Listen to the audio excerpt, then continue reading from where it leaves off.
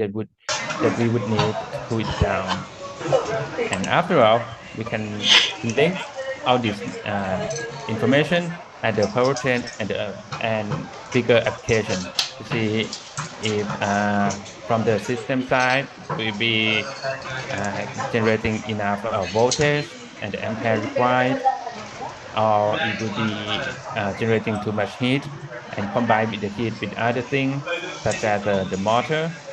And for example, in the electric vehicle, all the components are placed very close together, so heat generating from one component will likely to dissipate to other components nearby too.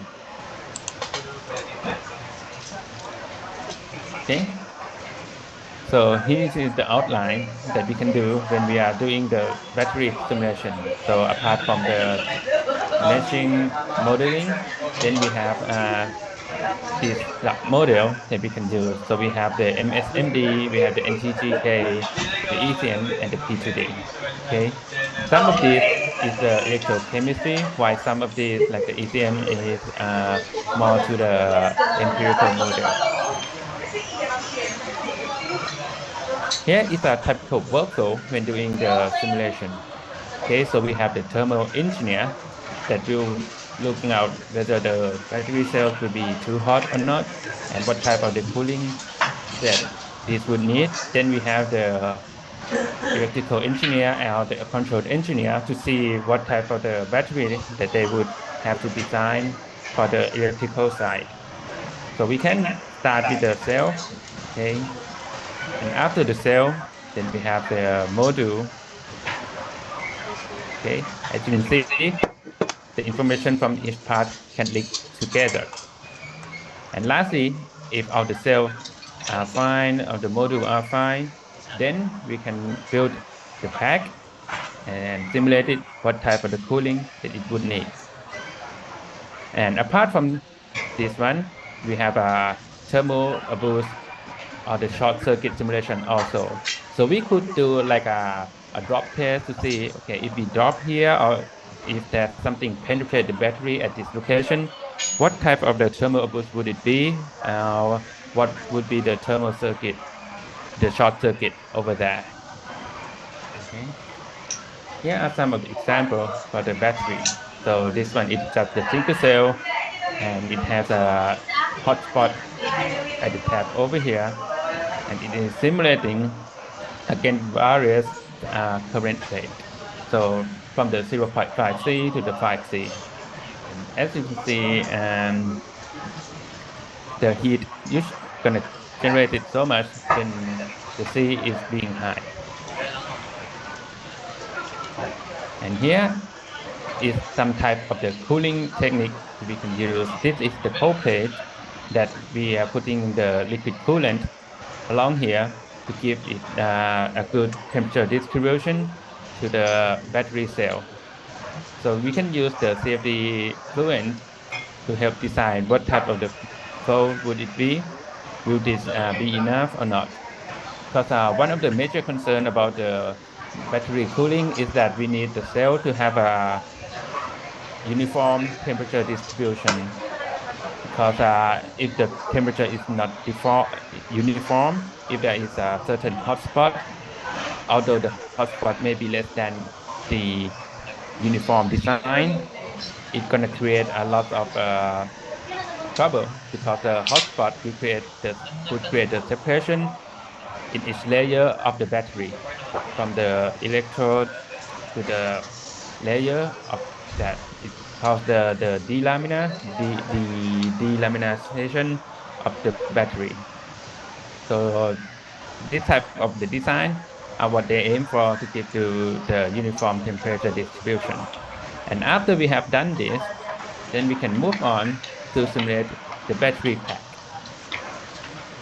Now we can put in a lot of cooling device between each cell and simulate it how it would go. Now another thing about the CFD fluent is that as you can see, there is a tap connection between each cell.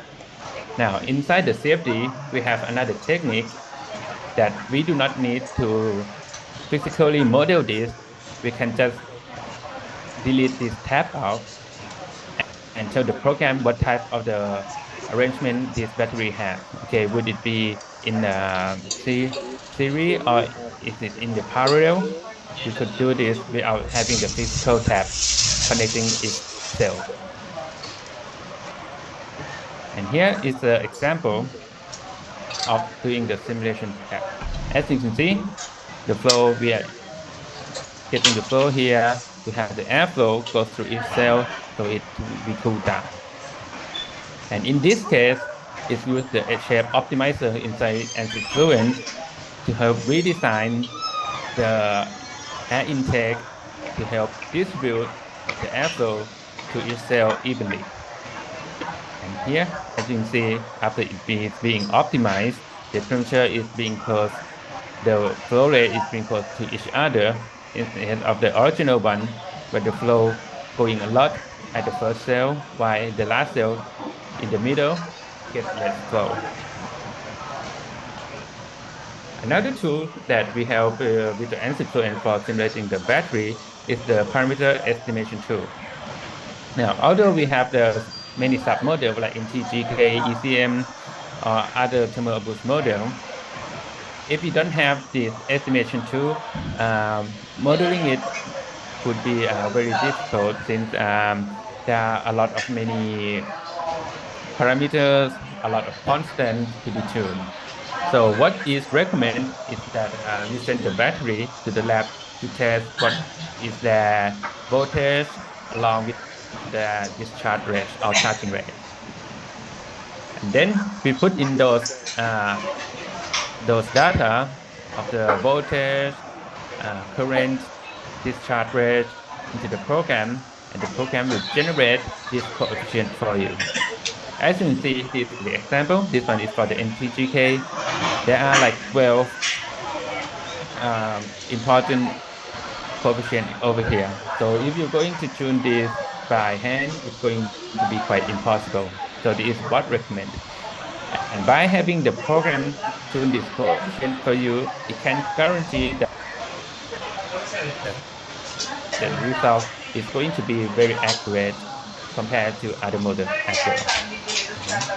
This is another example for the ECM model using the data from the lab test of the battery, and put it in, and it gives you the coefficient that you need to simulate. Now, doing the battery simulation usually takes a very long time to simulate, and it is quite complex. So if you're going to change redesign the temperature, the cooling application, if you're going to simulate every time you're changing the device, it's going to take a very, very long time. So what it creates is it can create the ROM.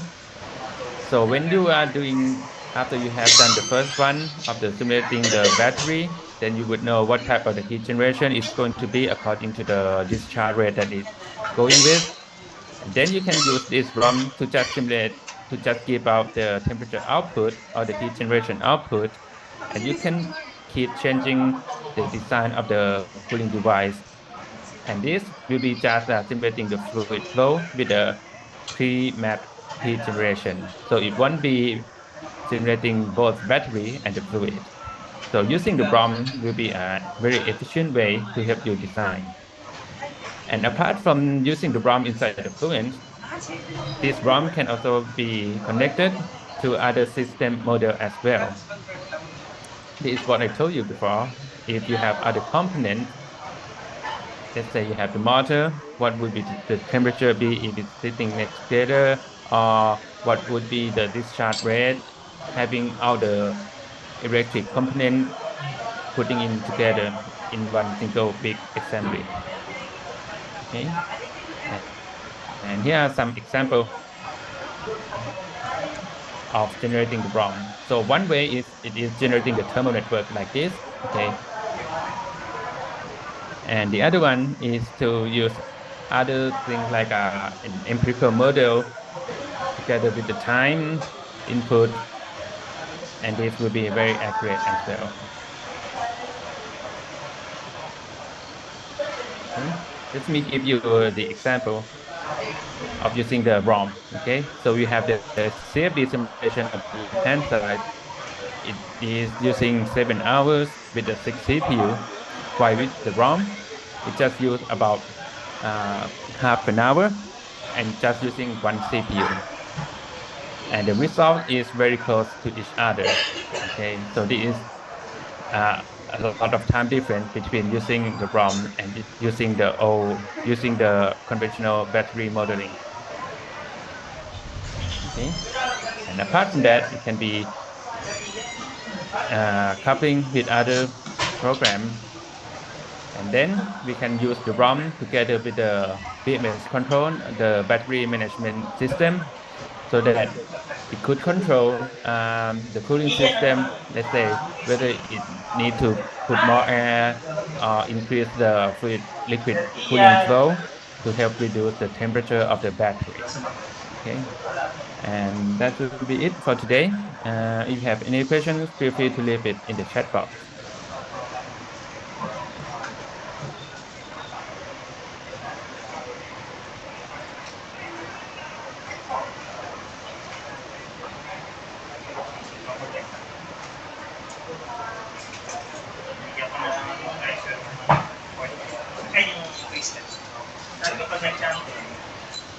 Accepted na sa yung bukas. Exam naman yan. Ating mga quiz. Okay. Yung magandang challenge. Tapos hindi ka naman hindi nag-iisip. Kasi ba nung nalaman ko? Okay, so there are some questions. Can this incorporate Qgis data for hydropower resource? I don't know what this would be. Okay, and sorry for this question. I'm not familiar with this. So if you could help explain to this.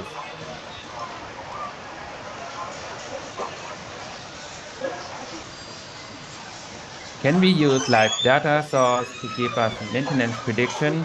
What usually be the time for simulation to calculate battery life? Can we create prediction tool using Design Explorer? Let simulation tool tell us what will happen in 20 minutes or 1 hour to come. So battery life. Yes, it can help you predict the simulation to calculate for the battery life, although it won't give you directly. So normally what in this case I would recommend is it would be something like simulating after you have done the simulation for the heat generation and all of that, then you can see what type of the cycle it would have to face with the real application, like what would be the usual discharge rate for this battery. Okay, and but however the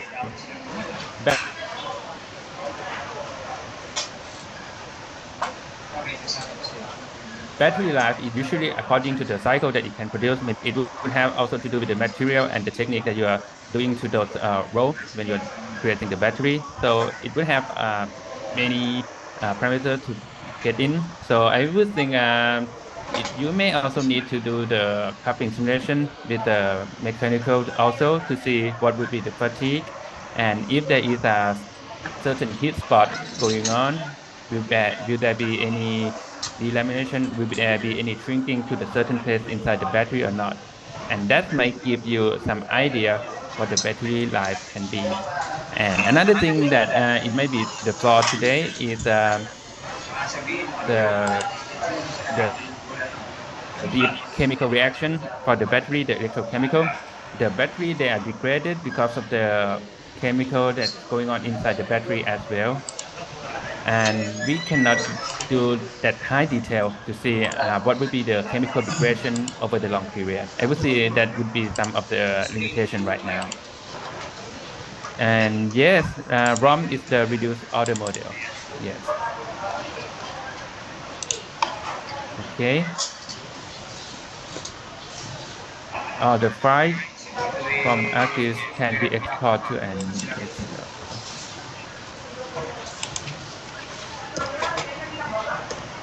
Okay, in this one, okay, if it is export to the SCL, then yes, it can be import. What are the acoustic models available in Fluent? Okay. Um, I must admit I'm not an expert for the acoustic model yet. I will give you some, if you leave your email, I can send you some information about the acoustic model to you. Or you can comment it in the feedback and we can get back to you.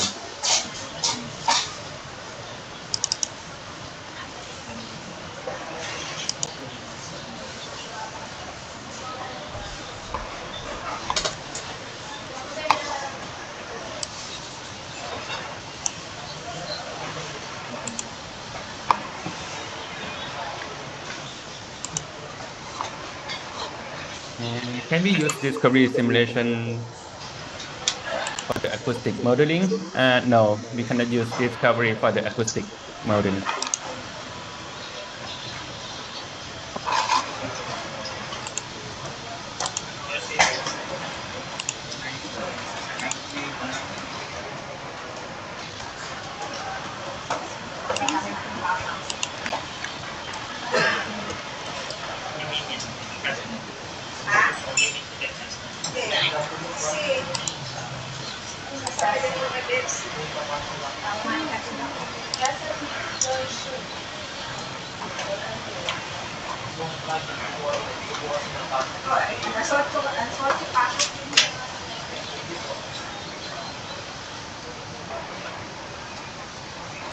Yes, only Fluent to use for the acoustic modeling as of now. Mahirap lang mag-umpisa.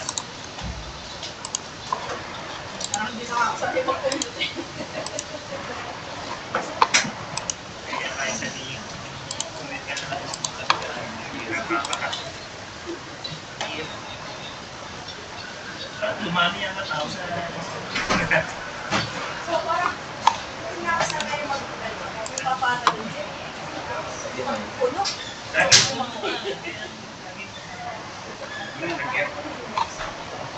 Okay, when will multiphase will be available in Discovery? I don't think it's going to be anytime soon, but it might be. I'm not certain on this also because there are many single phase models that haven't been implemented with the Discovery yet. So I think their plan is going to improve to the multiphase.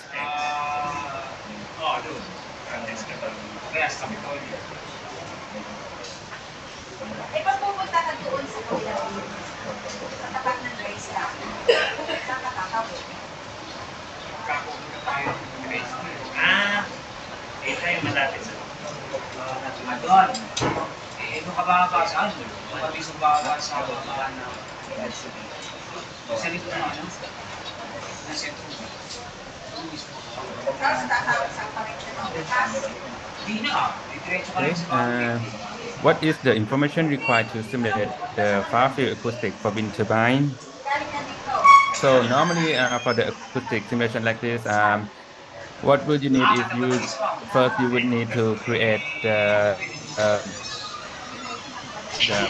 accurate fluid flow. In this case, it would require you to use the LES model, not just the two equations, so that it could give you all the voltage that is needed. And apart from that, there are also the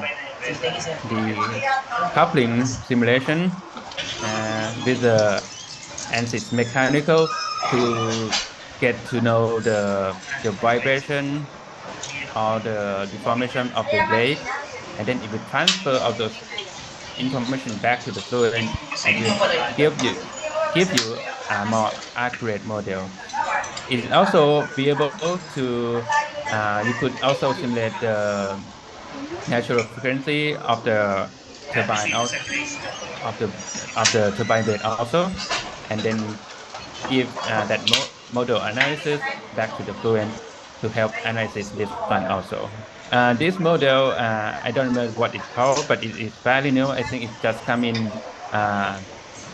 last year or at the beginning of this year. It's still a new model.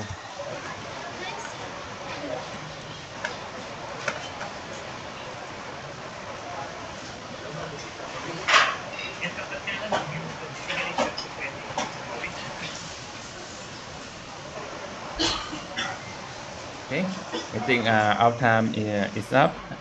Thank you, everyone.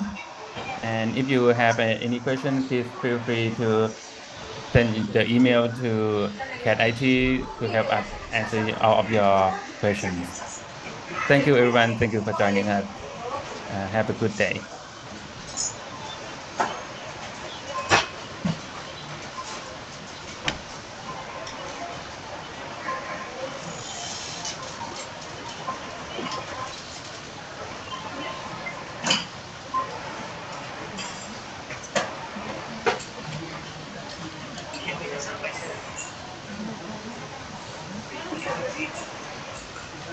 Kaya sa